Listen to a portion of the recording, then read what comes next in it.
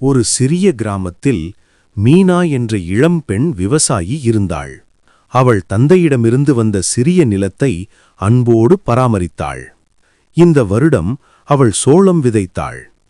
இந்த முறை நல்ல விளைச்சல் வரணும் என்று தினமும் மண்ணிடம் பேசிக்கொண்டு தண்ணீர் ஊற்றினாள். சில வாரங்களில் சோளத் தோட்டம் பசுமையாக வளர்ந்தது. ஆனால் கிளிகள் கூட்டமாக வந்து சோளக் குத்துகளை தின்றன. அதில் 2 கிளிகள் நவரத்தின இறக்கைகளுடன் பிரகாசித்தன. மீனா முதலில் கோபமடைந்தாள்.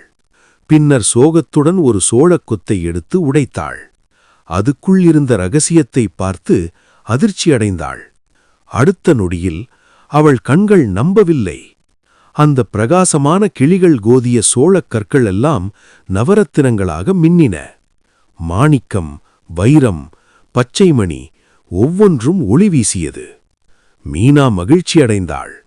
அவற்றை விற்று அவள் பெரிய மாளிகை, கார் என வசதியாக வாழ்ந்தாள்.